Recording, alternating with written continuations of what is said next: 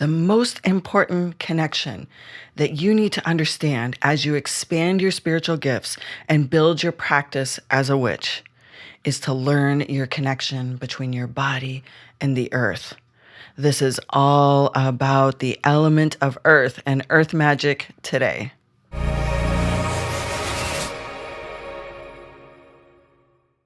Welcome to the magical connection between your body and the earth in witchcraft. This is such an important topic, and I want to go deep into giving you practices, tips, and tools so you can truly attune your body to be the tuning fork, to be the center of all things in your magical life. Because I know that you want more activations, more of your spiritual gifts to be aligned and on point with what you desire. And to do that, we have to go deep, deep, deep inward into our body. So welcome. I am Taverly. I'm a high priestess. I'm the founder of the Moon Temple Mystery School, and I am here bringing you as much knowledge and information as I can to help you along your path, because I know that you want and need this information in order to truly be in an activated state. It's possible. It's possible to tune in a little deeper to your body. So today I am burning some very magical herbs to discuss the magical connection of our body and our earth in witchcraft. And it is anise, juniper berries, and lavender. So wherever you are, take a nice deep breath and envision the smell of your favorite smell. What is your favorite smell? Whether it's in your practice or if it's just in how you go about your day. Maybe it's coffee in the morning. Maybe it's a cake baking or something you're crafting in the kitchen. Or maybe it is your favorite candle or incense like I'm using. Maybe it's a flower. Maybe it's the smell of the rain when it's been done, and you can take in a deep breath and smell the rain. Those magical senses of smell that we all have and love is a big part of connecting to our body. And here's the thing. Our spiritual gifts, whether it's clear knowing, clear seeing, clairaudient, all of these gifts actually come through our human body. And this is so important because I feel like a lot of practices and rituals do not necessarily go into teaching you how to be more connected to your body and what's stopping you. Because our bodies, even if I'm as a seer, even if I'm seeing in my mind's eye or seeing through my human eyes open or closed, it's still coming through this body because this is my temple, this is my house, this is where I reside. And so all of my gifts come through my body continually, especially the inner knowing. You can call it intuition, inner knowing, clairsentience, any of these things, but the feelings that you get that tell you, yes, no, go this way, don't go that way, or ooh, go backwards, or just what you need to know in the moment. All of this comes through our body.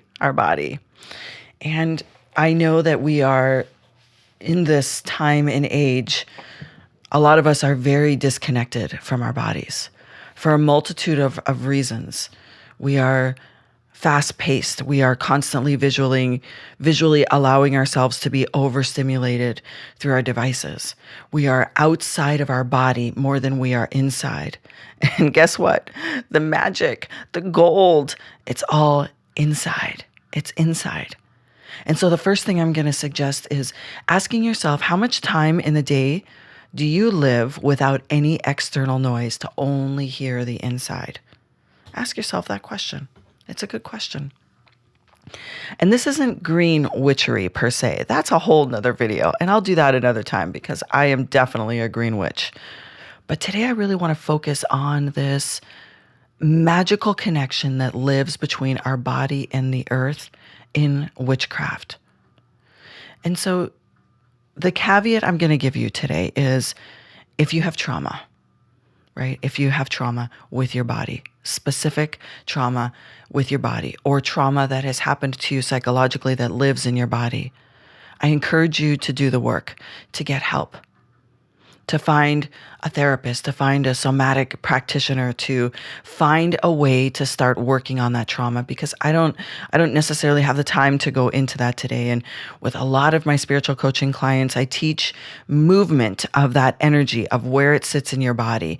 It's my work as a shadow walker, of how I go into the shadows, which 99% of the time live inside of our body, and move it. But that's not what today is about. So if you know that those barriers exist between you and your body from trauma specifically, then I encourage you to get help. Now, if you're just disconnected from your body because, let's face it, all of us are not getting younger, we're aging. We start to judge our bodies more harshly. We don't look like the model on the front of a magazine or the person that we're following on Instagram that seems to have it all together. So we judge our body. So we will talk about that today. But know that it's really important for you to do the work to connect with your body. And I'm going to go a little bit into that and then move mostly into our connection to the earth. Because listen, the earth isn't perfect. The earth isn't perfect. There is nothing in nature that grows that's perfect, except for these roses right here. I'm pretty sure they're perfect. But guess what? They're also always changing. The moment I take them off the plant and put them in water, parts of it are going to wilt. Parts of it are not going to stay in full bloom. Pieces are going to fall off. It's going to change and transform just like our bodies do. And here's what I want to say is that this is my experience. This is the teachings that I've received, and I am constantly a student of life. So I am always learning. I never have all of the answers. My experience as an initiated high priestess and many, many, many paths that I have walked with teachers that are shamans, with teachers that are high priestesses, with those that work in the spiritual communities, and so many witches that have walked before me. This is how I've been taught. This is what I teach. This is my experience. So I invite you to take what resonates and leave the rest. Take what resonates and leave the rest. And so, judgment of our body. Judgment. When was the last time you took a shower and used one hand and washed the whole other side of your body and just touched that part of your body and said, thank you? Thank you, shoulder, for being strong and helping me carry the loads or carry my children or do the work that I do if you do a physical job. Or thank you, heart, for allowing me to experience all the polarities of this life and continue to grow and develop and be my best. Comes from our heartbeat. Or even thank you, heart, for pumping blood through my body without having to even be asked. Thank you for keeping me alive. So when was the last time you used one hand to touch the opposite side of your body and just expressed gratitude to your body? I know that we can have lots of different areas of physical trauma in our body as well that we might be disconnected with, especially when it comes to our genitals. Different topic. But just know, take time to look at yourself. Take time to find the things that you're grateful for. Now listen, there are many a times when we're all going to look in the mirror and be like, oh man, I got those extra wrinkles. I've got stretch marks. I don't have the perfect body. I grow hair in places I don't want to grow hair. Well, guess what? So does the earth. The earth will magically grow mushrooms and wild things in wild places. And our body actually comes from the earth and will be returned to the earth. So find ways to be grateful for. And again, know that it can be a process to move through what might stop you from being connected. So if you can only connect to your heart and the fact that it pumps blood through your body, start there. I'm going to give you today a full clearing of the chakras from the ground up to allow you to start with a way to clear, cleanse, and activate the various parts of your inner knowing centers. So make sure you stay with me till the end because I will give you that there. I will give you that here. I'll give you an example of something that is currently happened to me, a recent experience where I felt this disconnection from my body. Because I'm pretty in tune with my body. I'm pretty in tune. I know what feels good, what doesn't feel good. I know if I've eaten the wrong food or not enough light-filled foods and my body's feeling like, hey, what are you doing? Or too much sugar, because I'm kind of a sugar fiend, so I eat a lot of sugar. My body always talks to me. And I feel really in tune with my body. But a couple of months ago, I was running after a random dog down the road that was about to be run over by a car. And I was doing it in flip-flops, and I ran a long ways, and one of my feet started to hurt really bad after. And I blew it off. I'm like, I'm a tough cookie. I'll take some Advil. I'll do some Reiki. I set up a little healing bone altar for my foot. I figured it would be fine. And a couple of weeks later, I woke up one day and I couldn't walk. The pain was unbearable. And I ended up having a fracture in a bone in my foot. So I did the things, right? I got the crutches. I went into a cast. I actually still have them now. And immediately, I came back into my body the moment that they told me I had a fracture. And I didn't recognize that I had disconnected from that part of my body. I knew it hurt. I felt it. I wasn't so disconnected that I didn't feel it, but I wasn't acknowledging the truth of what was happening in my body. And I'll tell you why. Because I have a lot of trauma in that foot and that knee. I've had full reconstructive surgeries many times on that leg. And so my body immediately went to, oop, this hurts. This is a real inconvenience. Life is very difficult when you have an injury. So I blocked it all out and just tried to pretend that it was going to be okay, or that I wasn't going to need, Western medicine to actually assist me in this. And when I started doing the healing process and acknowledged that there was a fracture in my body, I realized I had been disconnected. I wasn't in tune enough to know. I feel like underneath it all, I knew, and I went into denial because of that disconnection, because I carry trauma. I carry trauma from so many surgical procedures and injuries on one of my legs. And so even though we can be really in tune with our body, we can lose that connection, or we can experience a disconnection due to something else triggering it. So this is a constant practice, a constant process of ensuring that we are in touch and in tune. I'm going to refresh my most magical incense because I love the smell of burning anise and lavender together. Definitely awakens my senses. Okay, so we need to do this deep inner work of constantly being connected to our body. And now you might be asking, like, why is this connected to the earth? How does this impact my witchcraft? Well, if you cast spells or create rituals, you know that a big part of that process, and yes, of course, I'll do videos on that. Not today, one day. You know that you tune in to your senses before you finalize your working. You ensure that your intuition is telling you if you are on track or giving you any information that you might need. And we can't do that if we are so disconnected. It's almost like, I call it surface level magic. If we do surface level magic and aren't tapping into our senses to determine, well, is there something else I need to know here? Or does this feel like it is aligned with my values of what I truly desire, as opposed to like an emergency spell that you're doing to create something impactful in the moment? Yes, we do that, but there's always time to connect with our body and find out what we need to know. So here's a couple of things to start, and I'm going to give you I'll consider this like homework. Here's a couple of things to start. Number one, start your day in beauty. And this can be part of a ritual that you already have planned. This can be part of your meditation. It can be part of whatever you do when you rise in the morning. Bring beauty in, your version of beauty. Take moments to acknowledge yourself in the mirror. If you're working with mantras, speak them to yourself in the mirror. Find something to say to yourself that feels positive. And also honor beauty around you in nature. Whether you live in an apartment building, you're camping, you live in a house, or you share space, there is always a way to either gaze out a window or step outside the door and acknowledge something beautiful in nature. Do it for yourself and your body, because you are nature, and do it in nature, something living that's alive, and find beauty. Number two, honor the cycle of nature that you're in, right? The winter season of nature is sleeping, regenerative, going deep into the soil, like deep into the darkness, to create and ferment in order to create fertile ground for growth. Is that you?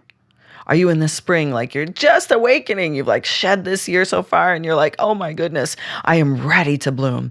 Or are you in the heat of the summer where you're expansive and excited? And that is for sure me, expansive and excited. And there's so much creativity flowing. I've birthed so many new projects this year. And right now I'm like in it. I'm doing the thing. So summer for me.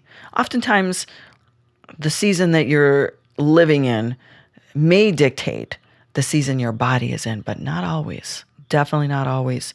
Or the fall, where you're starting to sow or reap what you've sown, that you're harvesting all great expansion and you're reflective and you're allowing things to become slower. So number 2, like honor the cycle of nature that your body is in. Number 3, get outside in nature. Put your body in nature. Have you ever tried to sit near a tree during your journal time and just sit quietly and ask the tree for knowledge, for wisdom? Ask the tree how you can root down deeper into your own wisdom. Because we know the deeper we allow our own human roots to go, the higher our spiritual branches can go. The deeper the roots, the higher the branches. So sit with a tree and ask it for feedback. It will give you knowledge and wisdom. And lastly, water your own garden. Your body is your garden. Water your own garden. Take care of yourself. This is, I mean, self-care is definitely overused. This is just watering your own garden, giving yourself what you need in order to flourish, to grow, to bloom. I find it super interesting that a lot of us actually tend to our own like nature gardens, our vegetable gardens, our flower gardens, our indoor plants, our indoor gardens, more than we water our own temple. We tend to our garden more than we tend to ourselves. I have a beautiful soul that I work with one-on-one in my spiritual coaching practice. And this is an exact situation that we were able to identify where she felt off, where she was just not getting the juice behind what she wanted to create in her life. There was a little bit of stagnation and she was feeling tired. And so we reviewed like what her schedule was. And we talked about how to her watering her plants inside and talking to her plants felt like a powerful morning meditation. And I told her that's not meditation.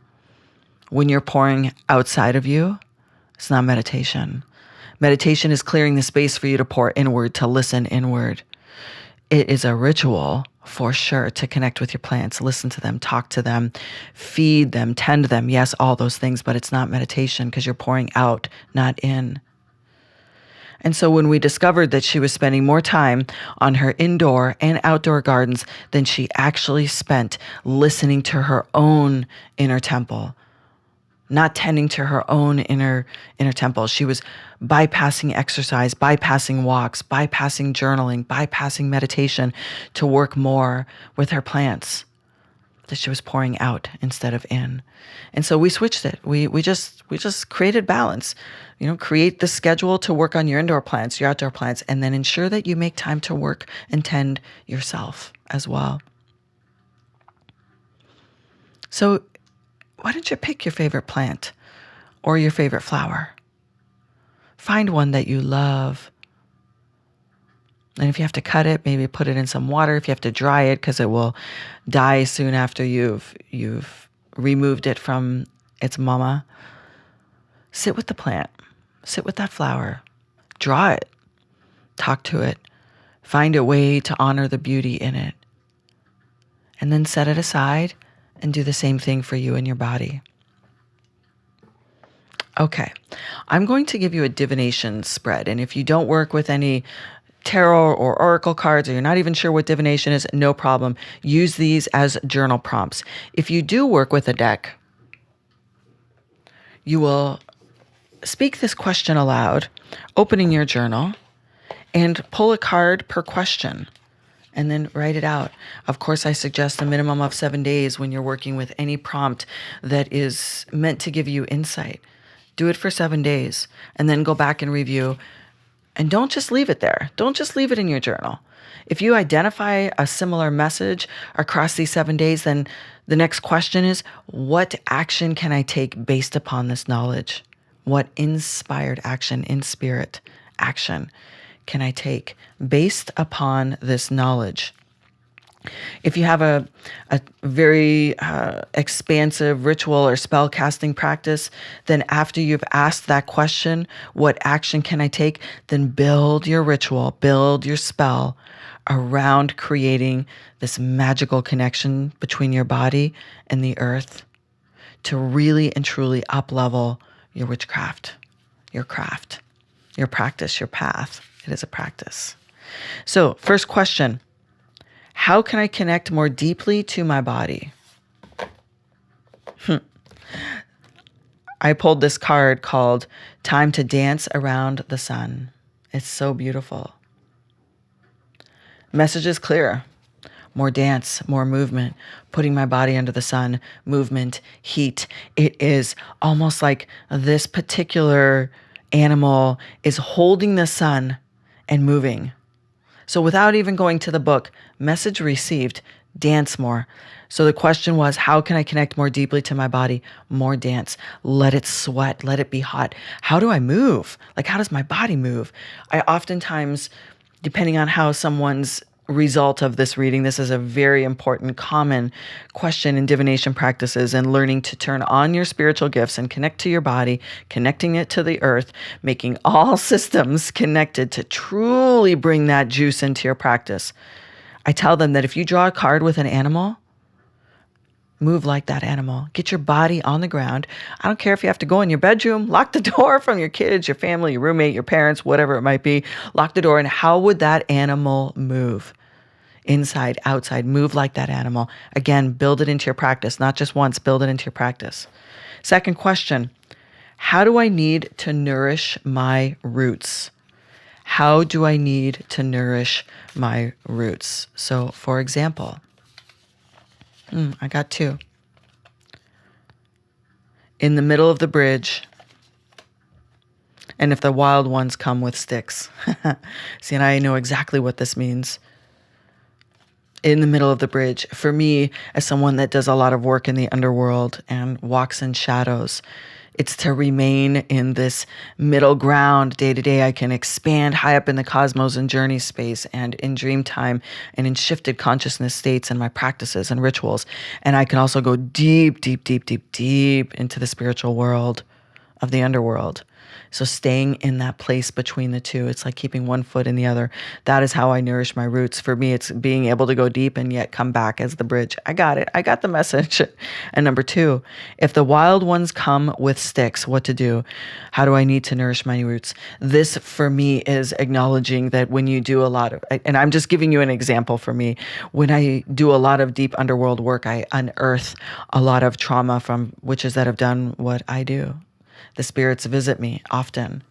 And so they come with big sticks, not for me, but for really the collective of how those of us that have walked this path have died for doing this work. So honoring, I get it. I understand the message. So there's two examples for you of how asking that question and drawing a card, how that gives clarity. Third question, where am I disconnected from my body? Fourth question, what healing can I call in? Once you've asked this question every day, these 4 questions every day for 7 days, then go back and read it and ask the question, what action can I now take? Develop your spells or rituals around that to improve your connection to the earth, to up-level your own access to your practice. Okay. So I'm just checking the time. I'm going to take us through a very short reconnection to our chakras, to our body through, I'll call it it's just a meditation. It's just a meditation. It is an activation, but it's a meditation. And if you want more of these particular types of spreads, day-to-day magic, more knowing what to do any week of the year, because I know we get busy with all of our work and you're like, yes, this is great. I'm going to do this for 7 days. And then like, then what? Then what's next?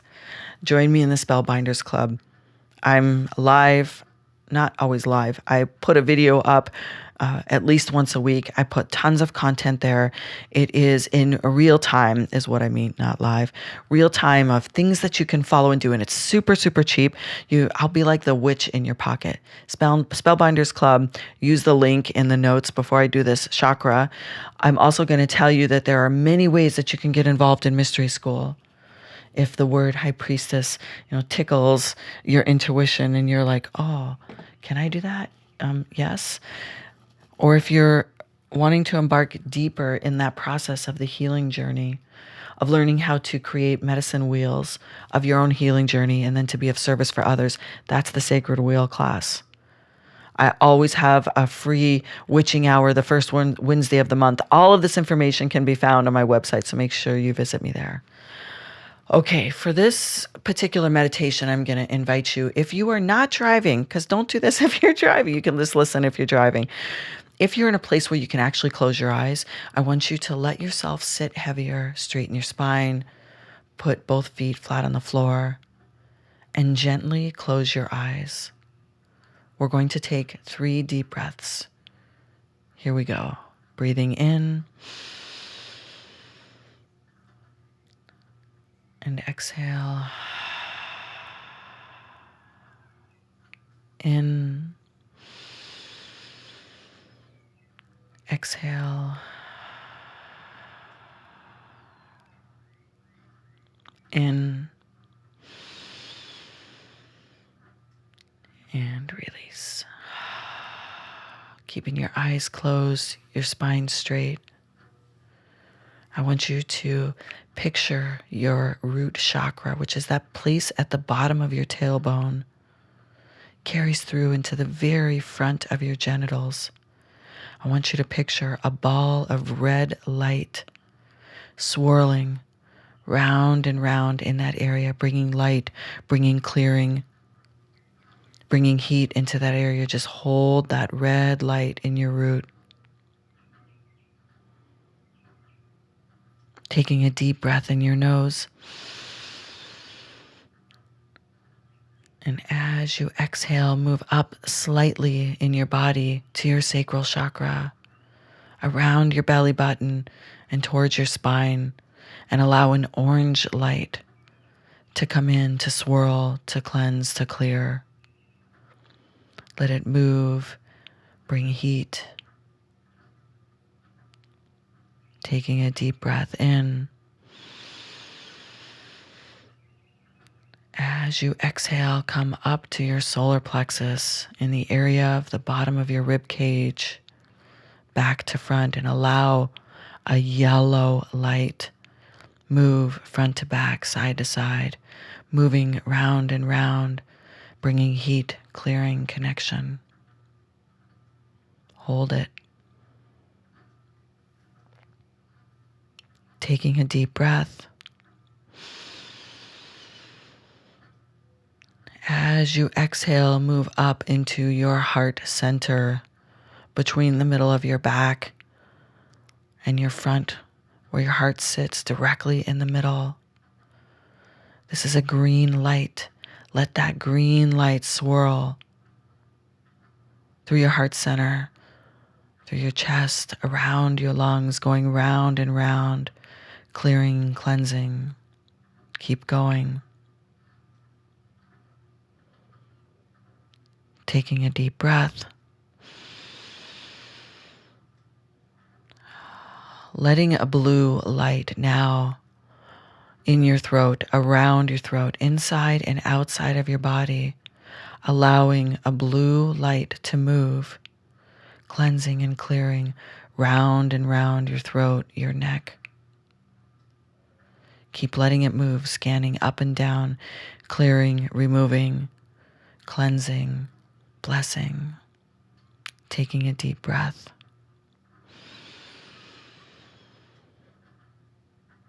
And as you exhale, allowing yourself to move up to your third eye, to an indigo purple color, moving around the outside of your skull, outside of your head, and inside, moving round and round. Indigo purple, clearing, fog, clearing old thoughts and beliefs. Keep letting it move, taking a deep breath. And as you exhale, moving this light to your crown, an inch above the top of your head, and allow the violet light to swirl around almost as in a halo around the top of your head.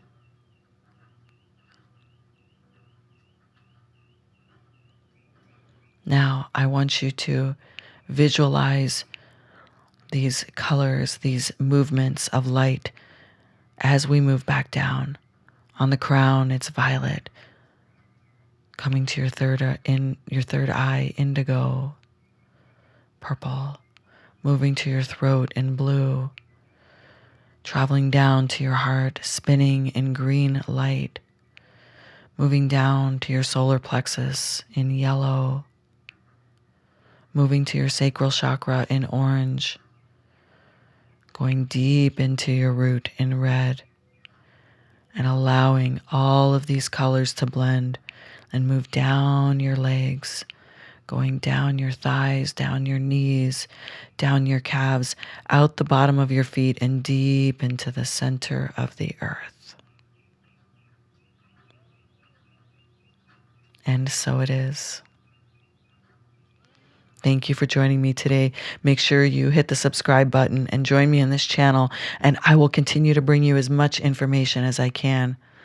Bye for now.